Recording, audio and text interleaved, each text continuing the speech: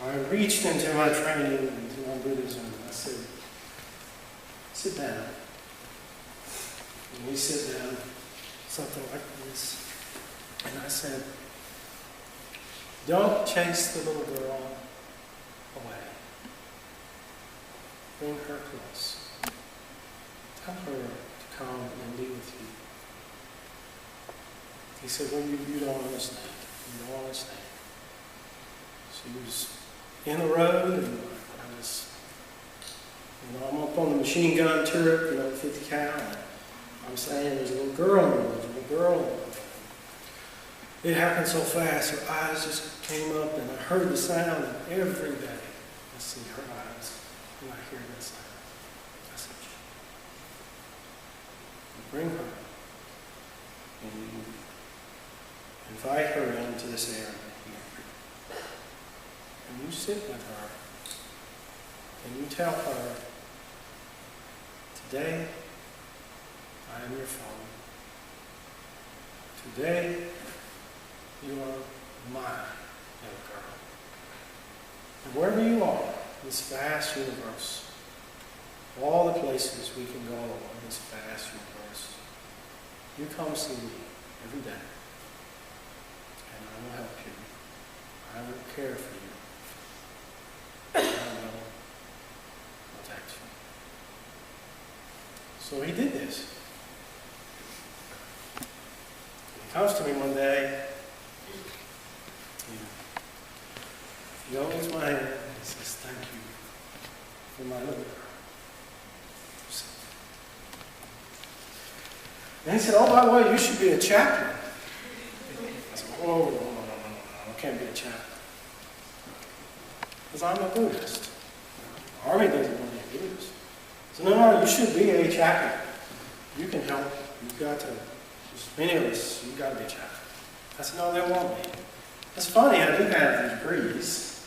I do have the experience. I do have the qualifications, but that's not what I know. And I do not remember what happened next, but somehow this recruiter calls me. And he says, I understand you're qualified to be a chaplain. I said, yes, but I'm a Buddhist. He says, well, it's time for the United States Army to have a Buddhist chaplain. So, he does all the paperwork. I did nothing. I didn't do any paperwork. I didn't do any phone calling or nothing. He came over and did all the paperwork. And he calls me about 2 months later and said, you are a Buddhist chaplain in the United States Army. Wow. Incredible. I could not believe it. See, this was just a happening. I didn't plan for this. I didn't manipulate. I didn't coerce. I didn't try. It just happened. You see? Now, how many things in our lives that just happen? You see? These things are very important. When happenings happen, it's very, very important. You see? So, I had started getting a lot of media. They started calling me. You? Buddhist chaplain? You're Anglo. You got a country accent. How does this work? It doesn't make sense, you see. And then there's the old Baptist, the Buddhist thing, you see. So, as the story goes, the Dalai Lama was coming to Memphis.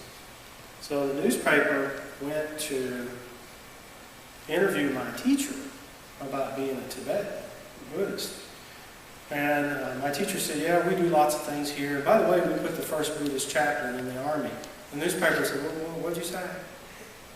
He said, can we talk to this individual? So I began to talk to the reporter, and the reporter said, you know what, Khenpo Gawang, the Tibetan, we'll do an article later, but we're going to do one on the chaplain. So I talked to the reporter, and the reporter says, don't worry about it, you'll be in B section or whatever. And, it'll be a small article. So I get this call like Monday morning on June 24th, and I said, Thomas, you're on the front page. Front page page, the whole page, pictures and everything. Then I get a call a day later. You're in the Tennessean newspaper. That's the Nashville newspaper. Call next day, you're in the Knoxville newspaper. You look on the internet, there's 33 different newspapers. You're in a Korean newspaper, a Vietnamese newspaper. The NPR calls, you know.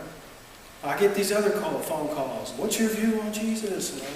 And it was just crazy. And I had a few fundamental moments that were kind of uncomfortable. But it's okay. So it just kind of went on and on and on. So to try to fit this all in, I'm not sure how it all happened. But I come home one day and all my clothes are in bags outside my home. And my family says, come back to Jesus or leave. So I picked my bags up and put them in my car, and I drive down to the temple and I tell my teacher, well, I'm going into retreat, you see. And I tell my wife, it's okay. I understand. This is very hard. It's very hard. We have to understand. It's very difficult for many people to understand. So I said, it's okay. We'll give this some time. And I'll be down here in the temple and I'll meditate, and when you're ready, we'll rethink this. But, to many of my family members, I had grown this second head and these horns, and I'm another example of how the world's going wrong, But I let it go, I kept practicing, kept meditating very seriously. So one day my wife calls me and said, okay, enough. And I assured her, I'm not trying to take anyone from their faith. See, Buddhism and Zen specifically is not like that. If Christ is precious to you, just go deeper with Him, meditate with Him. Or if it's Allah or whatever, there's no threat here, you see. So once my family understood that I was not like that, my faith was not like that, it was okay. But I had got orders to go to Iraq, you see, too. So here we go. We get on that big C-1, fly across the ocean, and we go to Iraq. And no one knew. They didn't know. They gave me an office, a nice office, and I was just supposed to do paperwork. And I was supposed to be just kind of maybe a poster that says, look, we're kind of pluralistic. I did not know how many soldiers was interested in meditation. I met a soldier, he'd been in the Army 19 years. And he looked at me and he said, I have been waiting for you for 19 years. We have a Buddhist chaplain. I got a request to see a Japanese soldier. He came up to me and did a bow, and then he put his hand right here. And he just, I've been waiting so long for you. It was fabulous, you see. When this soldier, 2004, he had to make that decision. Stefan talked about it. You have to pull that trigger. And he pulled it. And it hit target. And when that person went down, something happened inside him.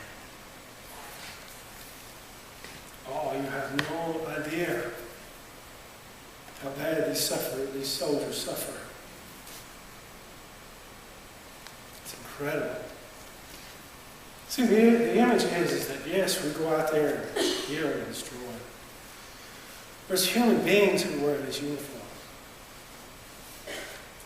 sometimes when they do what they do, see what they see, smell what they smell, oh, they suffer so deeply. Because you know, human beings really don't want to do that. See? So,